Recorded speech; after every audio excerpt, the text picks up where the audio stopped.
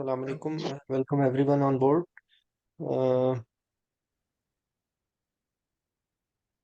the topic which we will discuss today will be related to major concerns related to ENT surgery.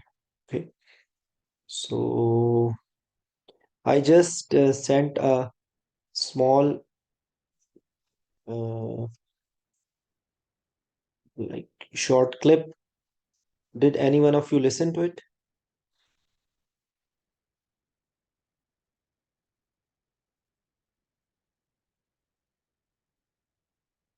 Am I audible to you?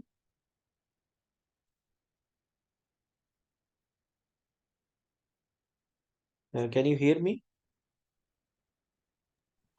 जी जी सुन सकते हैं। आवाज आ रही है। Okay.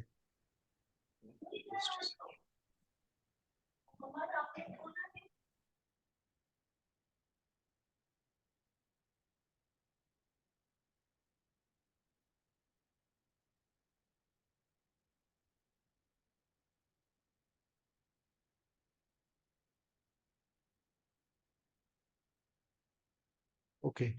Um, Generally speaking, there are certain concerns which are common to ENT and facial-maxillary,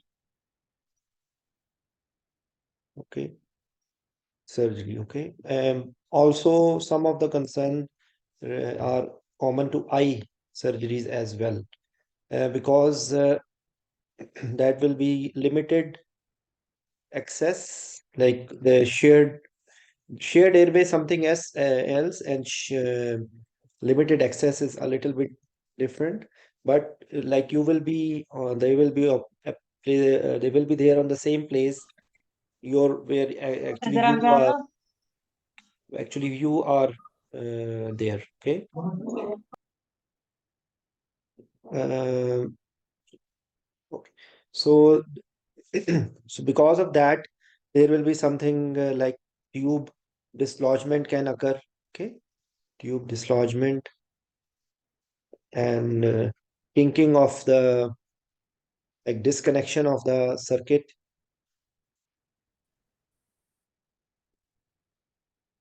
also, and like especially if they are doing like oral surgeries. Also, the category will also include dental surgery, which is also part of facial-maxillary surgery, but that will be that the equipment which they are placing can cause airway injury. Okay, like not only airway, dental injury. Okay, like palate, mucosa, like these injuries can occur, especially when they place this bowel, David's mouth gag. So just mouth gag itself can cause problems. If you are not using a kink resistant endotracheal tube, actually the normal endotracheal tube will be kinked, and this will lead to like increase airway pressures and failure to like ventilate the patient.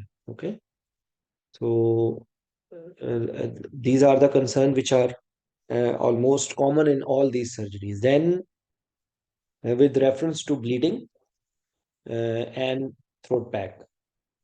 So actually, a few years ago, when I was preparing for Irish fellowship, there was a question specifically on throat pack in the FRC exam. So like you have to the throat pack material should be soft, and it should be properly wet as well as lubricated with uh, like water-based jelly. Okay, then it should not be too big, because if you are placing it too much, just like so, it will cause more and more trauma. Even while placing the throat pack, you should be very gentle. You should be placing it under vision, and you just have to fill the hole near around the tube, because endotracheal tube with cuff itself will be a protection. But if you are not using a cuffed endotracheal tube, then you just have to fill the gap around the endotracheal tube at the entrance of the larynx. So that is actually your main aim. So you don't need to push too much, and one end should be outside, attached to the lip, or they can some people I have seen attached to the endotracheal tube. But if they are doing a surgery around this dental cavity, that maybe you cannot do this, and it needs to be inside. And usually throat pack should not be like small ones which can dislodge inside in the airway or in the like esophageal cavity. So it should be long enough so that you can pull it out rather than in the form of small pieces. So it will create problem. Okay. So and once you put it, you should notify it. Once you remove, you should notify it. So this is the protocol which should be followed, because there are incidents of retained throat pack to be removed in the recovery, even in the ward, and there are incidents in which surgery is started without uh, throat pack being in place. Okay. Absorb the blood and the prison from the circulatory nerves. Yes. So these are the things which are related to throat pack. And then, of course, there are more chances of bleeding. So even in the post-operative period, and even there is another important point, that when you are about to extubate the patient, even before that, it is better to do a suction under vision. Okay. Especially with reference to because when you are doing suction blindly, like we do in a number of times without vision, because ideally suction should be done, always be done under vision. Okay, and Nalaton, some people use Nalaton catheter. Instead of Nalaton catheter, this Yanker is relatively atraumatic, because people think that Yanker is traumatic, but actually Yanker curve is made in a way that it is supposed to cross the tongue in a better way. Yeah, and you should be going with that direction.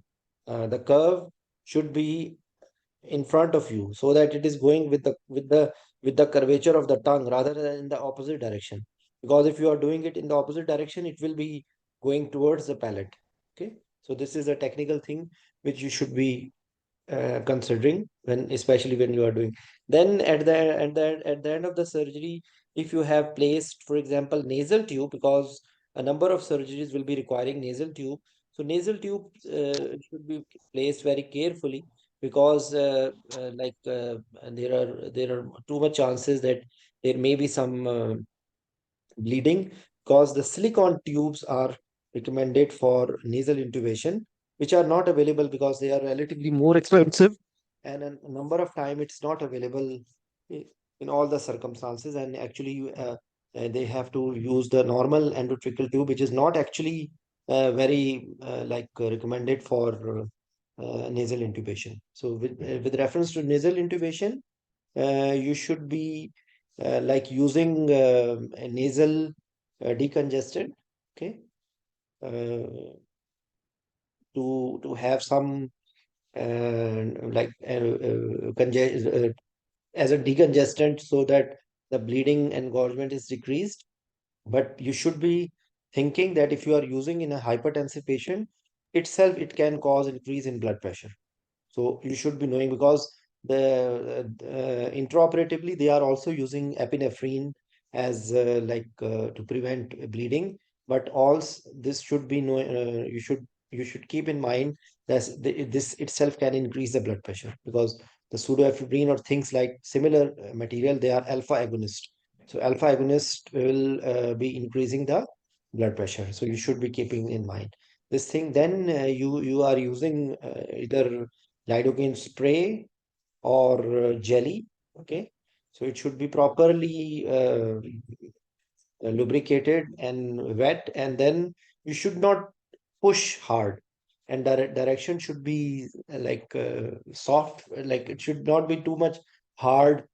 You should not be hard in manipulation. And then another important thing which is also related to nasal intubation, that you should when you are pushing the tube, the McGill from which you are pushing, try not to hold it near the balloon, because if you do like that, there are chances that the balloon will be ruptured.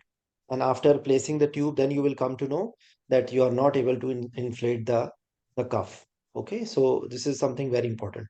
Another thing is that uh, when you are there are different techniques. Some people visualize the cord first and then push it. I follow this technique, that I visualize the vocal cords and then I push the tube from the nasal cavity. Some different people have different techniques, but it is better to be a little gentle. Okay, and usually um, you should have appropriate size tubes which is suitable for that patient. If you are not able to pass through one nostril, always prepare both the nostrils. And even before the surgery, you can ask that if the patient has blocked history of nasal blockade, or at the moment the nasal.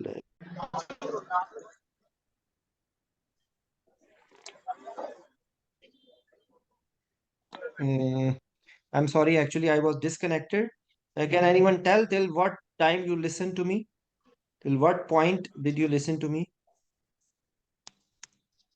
Yes. Like Like I you were was talking just, about the technique of nasal intubation yes. with You, use of Nelton catheter. no, no, McGill force up, Okay. visualizing vocal cord before pushing the tube. Okay. So, anyways, Jamil, would you like to add something up till now? Any point up till now? The only, sir, I wrote that pre-operatively we have to confirm for the which nostril is more patent, that Yes, actually, I which said will at the go. same thing, which you couldn't listen. Anyways, which nostril the patient has any blockade, you should be considering that thing. Anything else, Jamil?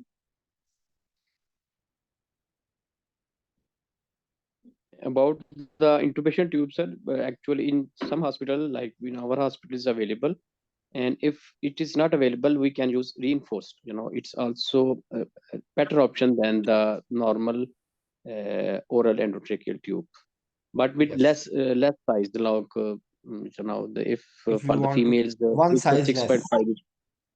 Yes, one size less. Yeah, and it's more, what you say, it's not hard like other oral endotracheal tube, but only have to select the one or zero point 0.5 size lesser than the normal endotracheal tube. That was also a good option. Yes. Easy to fix with the, you can insert at the nasal, and easy to fix on the forehead. Yes, perfect. So actually, just a second.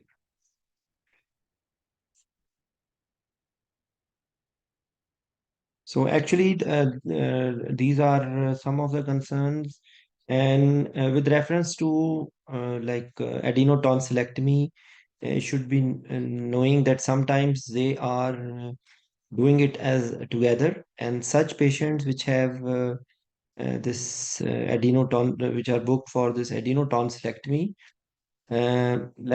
you should always rule out presence of OSA. Okay, because these babies can have history of snoring, and especially if it is with some changes in the dentures, and obligate nasal breathers, and then there may be developmental delays which are related to it, and then these babies can be done further workup to rule out OSA. Okay, so this is one of the point. Just a second. Tonsillectomy, actually, I have discussed before multiple times. Uh, so I was thinking to what about this cleft palate, cleft lip surgeries? Usually, a number of concerns will be almost same, which we have discussed, but there will be something that they because of this congenital anomalies, whenever there is cleft lip, cleft palate, there may be some other congenital anomalies which may be there. Okay, so like these dangerous syndromes, Pierre Robinson's syndrome, Treacher Collins syndrome.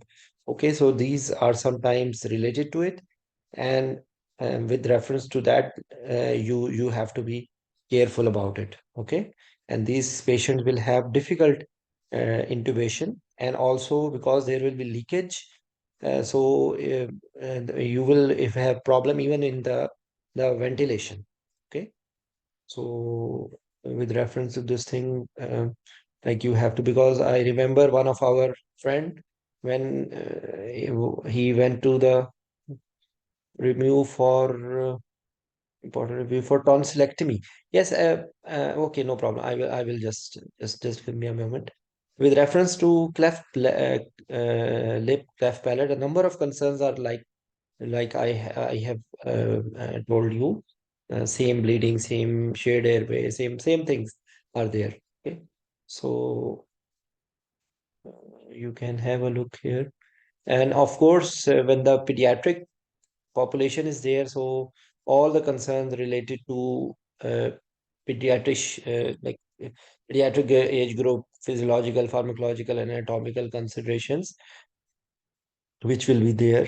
Um, in any other pediatric patient. Okay, and we will discuss difficult airway because it will not be possible to cover difficult airway with reference to this thing. So we will discuss difficult airway management in some other session with reference to this thing I just started. With reference to tonsillectomy, the important things are related to uh, some of the points we have already discussed. Okay.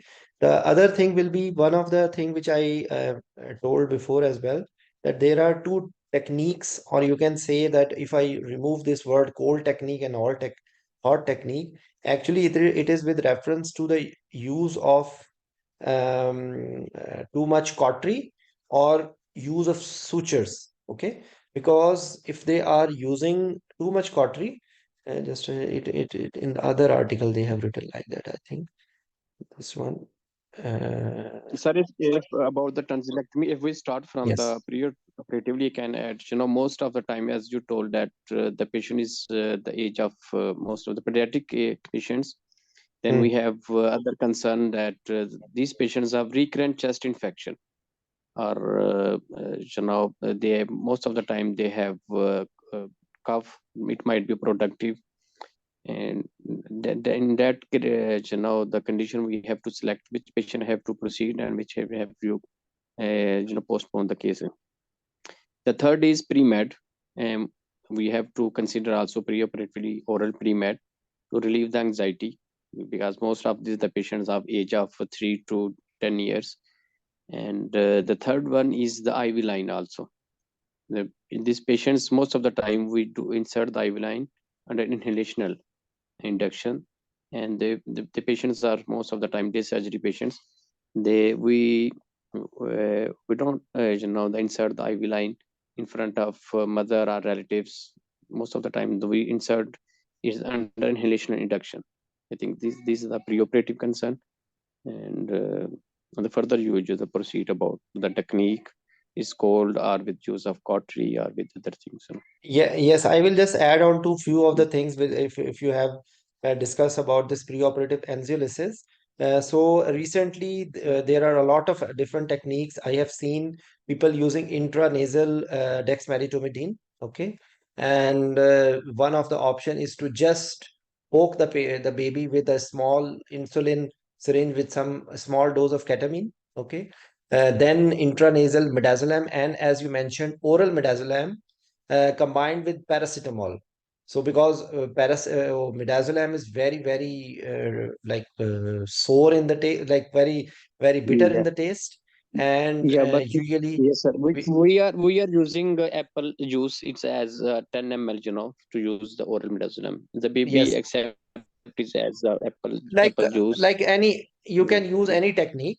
uh, yeah, like it will be depending on the hospital protocol. Okay, you can add it with the juice, you can add it with the paracetamol, because paracetamol will also help as preemptive analgesia.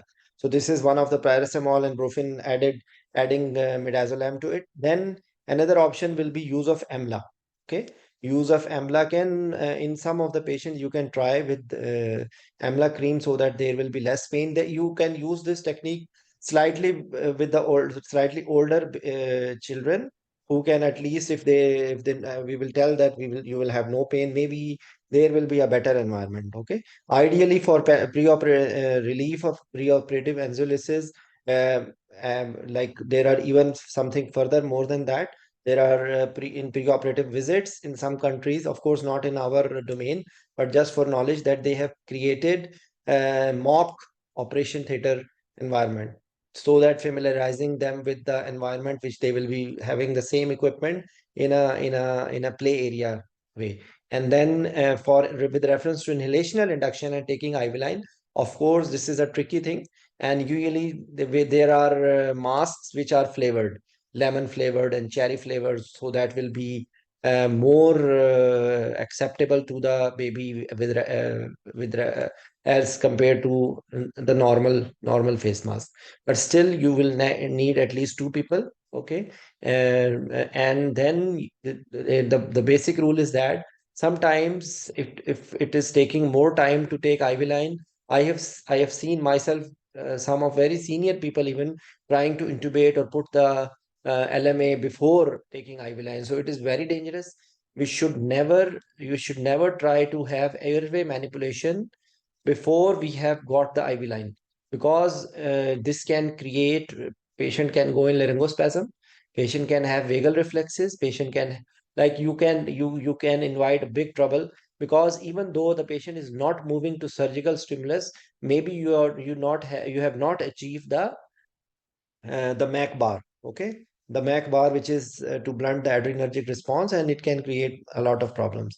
So till the time you are not able to take the IV line, you should not try to have airway manipulation. So with reference to this thing, I just wanted to highlight these points. Okay, so of course actually this topic is more related to pediatric age group, but since we just touched it, so I just like discuss a little bit detail.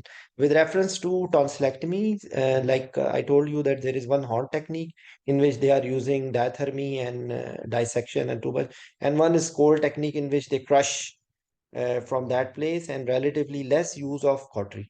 Okay, so or like using bipolar diathermy. Okay, so there will be less chances of um, bleeding with if you are using a cold technique. Okay, but of course this is not in your domain, you just have to anticipate, and pain will also be more in the patient in which they are using hot technique. Okay, and then other thing which you should be knowing is about the tonsillar blood supply. So it is from the external carotid artery, as branches from superior pole is from ascending pharyngeal artery, which is tonsillar branch, and lesser palatine artery, and inferior pole is from facial artery branches and dorsal lingual. You just, because this can come in MCQ, you should know about it. And primary bleeding and secondary bleeding, which can occur within 24 hours and secondary after even sometime. Okay. So these are basic questions which they can ask. And actually, as I mentioned in the my early audio, which I sent in the morning, in the afternoon maybe. The same thing I will tell you, that the main concern with reference to tonsillectomy with bleeding post tonsillectomy bleeding is will be the assessment of the level of bleeding which has occurred, because it will be difficult to estimate even if there is bleeding, it will be the patient is ingesting the blood, and usually may you are not able to identify what is exact amount of blood has been bleeding has occurred. So you will be relying on the like the clinical sign and symptoms. Okay, with reference to, you will be following the same protocol which we use for dehydration in pediatric patient population. Okay, so like mucous membranes, and if it is a younger baby, you will have the other signs like that, because tachycardia will not be the only, so, and hypotension not as in adults. Okay, so it will be a little different. Then blood is irritant, so there will be chances of aspiration. There will be, as they have written, a second general anesthetic, difficult intubation, bleeding obscuring the airway, air edema because of previous anesthesia and airway manipulation. Okay, and their patient might I already have aspirated some of the contents. So as they have mentioned the same thing, blood loss is secondary to venous or capillary use from the tonsillar bed. It may be difficult to measure, as bleeding may occur several hours, as I told you. Tachycardia, tachypnea, delayed capillary refill, okay, decreased urine output, hypovolemic shock, whereas hypotension and altered sensorium are late signs of hypovolemia. So you will be identifying with reference to this thing, as I told you. Blood gas analysis can also tell you some of the otherwise skin turgor, tachypnea, heart rate. Okay. Who asked these questions? Hamza Noon.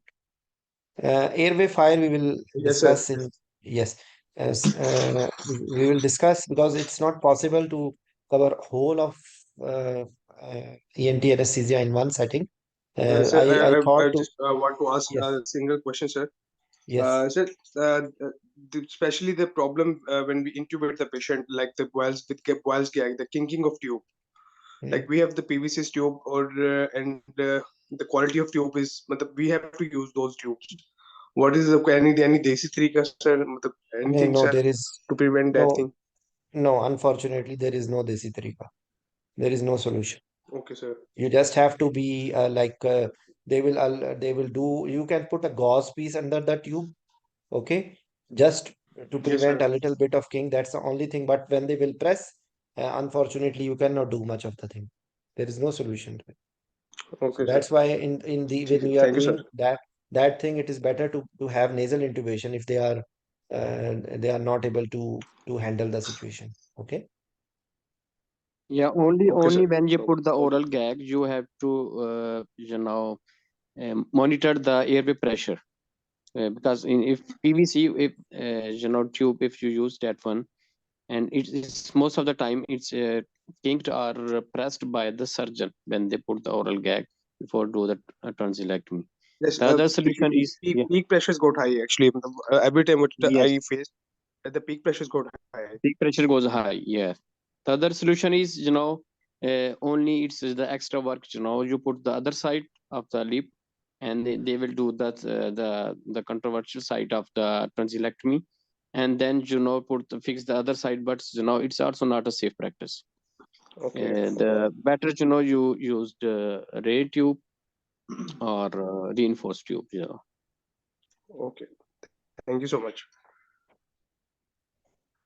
Okay. So of course, the management management of shock, all the consideration will be there. Placement of NG tube is actually controversial. Again, the same thing, that if you will put NG tube, it will itself cause it produce pause for further aspiration. Okay, but of course you have, if you feel problem in the difficulty in ventilation, and if significant, like you are expecting that a lot of blood loss has occurred, so it is better to in this scenario, it is better to empty the stomach. Okay. uh, okay, so these are the things which they will be asking you with reference to tonsillectomy.